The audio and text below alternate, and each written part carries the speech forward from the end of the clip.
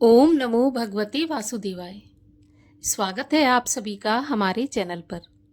आज के इस वीडियो में आप सुनेंगे भाद्रपद मास के शुक्ल पक्ष की एकादशी परिवर्तनी एकादशी व्रत की कथा। परिवर्तनी एकादशी, जिसको कि हम करवटनी, डोल ग्यारस, जल झूलनी ग्यारस या पद्मा एकादशी के नाम से भी जानते हैं। इस दिन भगवान श्री हरि विष्णु अपनी चातुर्मास की निद्रा के दौरान करवट बदलते हैं, इसीलिए इसको हम परिवर्तनी या करवटनी एकादशी कहते हैं। आज के इस वीडियो में हम आपको इसी एकादशी की पावन कथा सुनाएंगे।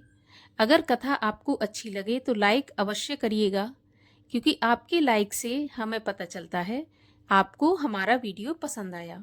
और अगर कथा अच्छी लगे तो चैनल को भी सब्सक्राइब करके बेल आइकन पर क्लिक कर लीजिए, क्योंकि आपको हमारे चैनल पर सभी प्रकार की व्रत कथाएं और महात्म सुनने को मिलेंगे। तो चैनल को सब्सक्राइब तो अवश्य करिए। तो चलिए अब हम शुरू करते हैं परिवर्तनी एकादशी व्रत की कथा। एक बार युधिष्ठिर ने भगवान कृष्ण से पूछा कि प्रभु, ये बताइए कि भाद्रपद मास के शुक्ल पक्ष में जो एकादशी होती है उसका क्या नाम है, उसके देवता कौन है और उसकी विधि क्या है। तब भगवान श्री कृष्ण बोले, राजन, इस विषय में मैं तुम्हें एक आश्चर्यजनक कथा सुनाता हूँ, जिसे ब्रह्मा जी ने महात्मा नारद को सुनाया था। नारद जी ने पूछा था कि हे चतुर्मुख, आपको नमस्कार है। मैं भगवान विष्णु की आराधना के लिए आपके मुख से ये सुनना चाहता हूँ कि भाद्रपद मास के शुक्ल पक्ष में कौन सी एकादशी होती है। तब ब्रह्मा जी ने कहा कि हे मुनि श्रेष्ठ, तुमने बहुत ही उत्तम बात पूछी है, और क्यों न हो, तुम वैष्णव जो ठहरे। भादों के शुक्ल पक्ष की एकादशी पद्मा एकादशी के नाम से विख्यात है। उस दिन भगवान ऋषिकेश की पूजा होती है। ये उत्तम व्रत अवश्य ही करने के योग्य है। सूर्यवंश में मानधाता नामक एक चक्रवर्ती, सत्य प्रतिज्ञ और प्रतापी राजऋषि हुए। वे अपने औरस पुत्रों की भांति धर्मपूर्वक प्रजा का पालन किया करते थे। उनके राज्य में अकाल नहीं पड़ता था, मानसिक चिंताएं नहीं सताती थीं और व्याधियों का प्रकोप भी नहीं होता था। उनकी प्रजा निर्भय तथा धन धान्य से समृद्ध थी। महाराज के कोष में केवल न्याय से ही अर्जित धन था। उनके राज्य में समस्त वर्णों और आश्रमों के लोग अपने अपने धर्म में लगे रहते थे। मानधाता के राज्य की भूमि कामधेनु के समान फल देने वाली थी। उनके राज्यकाल में प्रजा को बहुत सुख प्राप्त होता था। एक समय किसी कर्म का फल भोग प्राप्त होने पर राजा के राज्य में 3 वर्षों तक वर्षा नहीं हुई। इससे उनकी प्रजा भूख से पीड़ित होकर नष्ट होने लगी। तब संपूर्ण प्रजा ने महाराज के पास आकर इस प्रकार कहा कि हे राजन, आपको प्रजा की बात सुननी चाहिए। पुराणों में मनीषी पुरुषों ने जल को नार कहा है। ये नार ही भगवान का अयन अर्थात निवास स्थान है, इसलिए वे नारायण कहलाते हैं। नारायण स्वरूप भगवान विष्णु सर्वत्र व्यापक रूप में विराजमान हैं। वे ही मेघ स्वरूप होकर वर्षा कराते हैं। वर्षा से अन्न पैदा होता है और अन्न से प्रजा जीवन धारण करती है। हे राजन, इस समय अन्न के बिना प्रजा का नाश हो रहा है, अतः ऐसा कोई उपाय कीजिए जिससे हमारे योगक्षेम का निर्वाह हो। राजा ने कहा, आप लोगों का कथन सत्य है, क्योंकि अन्न को ब्रह्म कहा गया है। अन्न से प्राणी उत्पन्न होते हैं और अन्न से ही जगत जीवन धारण करता है। लोक में बहुधा ऐसा सुना जाता है तथा पुराणों में भी बहुत विस्तार के साथ ऐसा वर्णन है कि राजाओं के अत्याचार से प्रजा को पीड़ा होती है। किंतु जब मैं बुद्धि से विचार करता हूँ तो मुझे अपना किया हुआ कोई अपराध दिखाई नहीं देता। फिर भी मैं प्रजा का हित करने के लिए पूर्ण रूप से प्रयत्न करूँगा।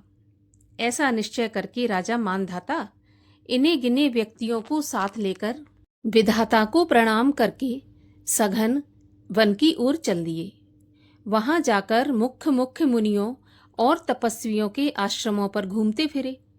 एक दिन उन्हें ब्रह्मपुत्र अंगिरा ऋषि के दर्शन हुए।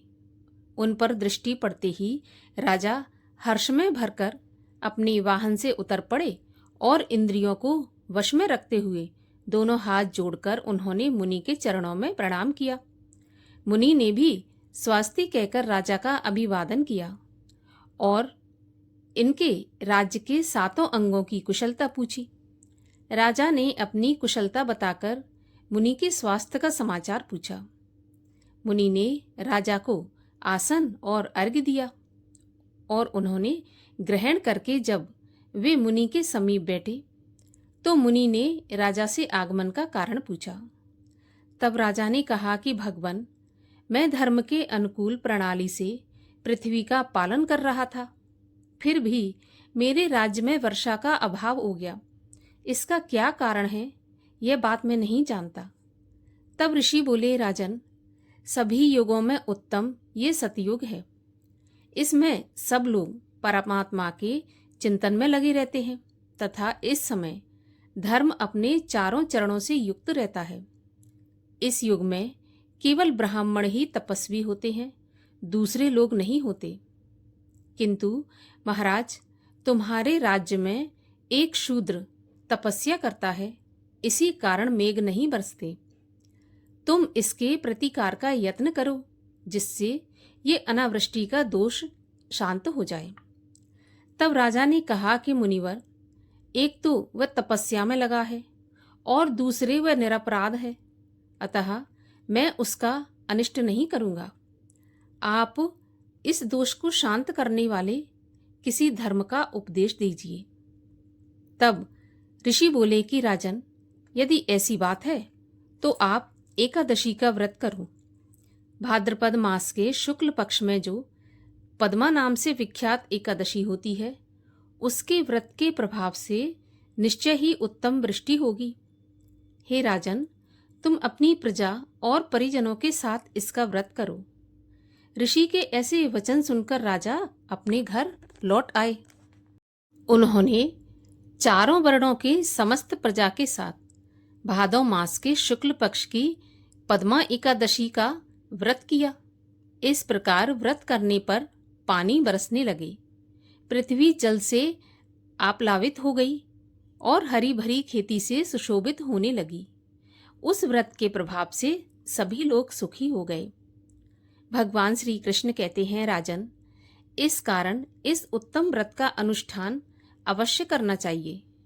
पद्मा एकादशी के दिन जल से भरे हुए घड़े को वस्त्र से ढककर दही और चावल के साथ ब्राह्मण को दान देना चाहिए। इसके साथ ही छाता और जूता भी देना चाहिए। दान करते समय इस मंत्र का उच्चारण करना चाहिए। नमो नमस्ते गोविंद, बुद्ध श्रवण संज्ञक, अघोग संक्षयम कृत्वा सर्व सौख्य प्रदो भव, भुक्ति मुक्ति प्रदश्चैव लोकानाम सुखदायकः। अर्थात बुधवार और श्रवण नक्षत्र के योग से युक्त द्वादशी के दिन बुद्ध श्रवण नाम धारण करने वाले भगवान गोविंद, आपको नमस्कार है, आपको नमस्कार है। मेरी पाप राशि का नाश करके आप मुझे सब प्रकार के सुख प्रदान करें। आप पुण्य आत्मजनों को भोग और मोक्ष प्रदान करने वाले तथा सुखदायक हैं। हे राजन, इस प्रकार इस कथा के पढ़ने से और सुनने से मनुष्य सभी पापों से मुक्त हो जाता है और भगवान श्री हरि विष्णु के चरणों में स्थान प्राप्त करता है। ऐसा कहकर भगवान श्री कृष्ण ने युधिष्ठिर को भाद्रपद मास के शुक्ल पक्ष की एकादशी का महात्म और इसका पुण्यफल बताया। जो कोई भी इस एकादशी के व्रत की कथा को पढ़ता है अथवा सुनता है, उसके सभी प्रकार के पाप नष्ट होकर अंत में विष्णुलोक की प्राप्ति होती है। बोलिए भगवान विष्णु की जय, माता लक्ष्मी की जय। और आइए अब करते हैं एकादशी माता की आरती। ओम जय एकादशी माता मैया, जय एकादशी माता। विष्णु पूजा व्रत धारण कर, शक्ति मुक्ति पाता।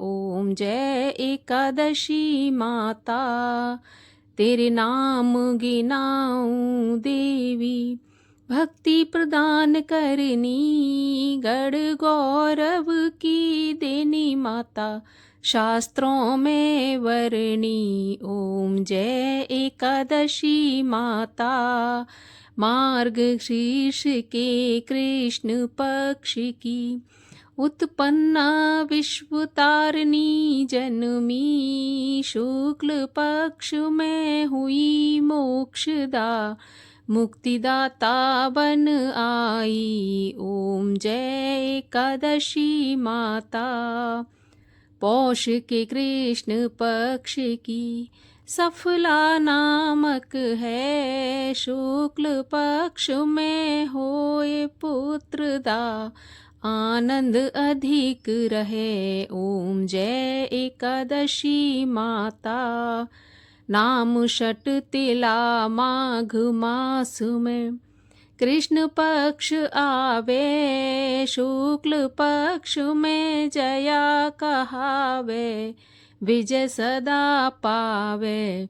ओम जय एकादशी माता,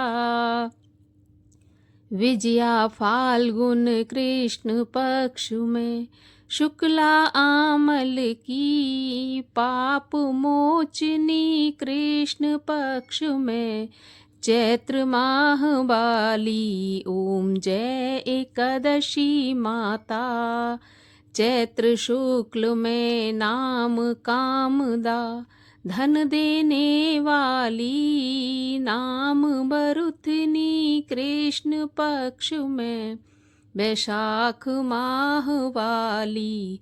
ओम जय एकादशी माता, शुक्ल पक्ष में होए मोहनी। अपरा ज्येष्ठ कृष्ण पक्षी, नाम निर्जला सब सुख करनी। शुक्ल पक्ष रखी। ओम जय एकादशी माता, योगिनी नाम आषाढ़ में जानो। कृष्ण पक्ष करनी, देव शनि नाम कहायो। शुक्ल पक्ष धरनी। ओम जय एकादशी माता, कामिका श्रावण मास में आवे। कृष्ण पक्ष कहिए, श्रावण शुक्ला होए पुत्रदा, आनंद से रहिए। ओम जय एकादशी माता, अजा भाद्रपद कृष्ण पक्ष की परिवर्तनी शुक्ला।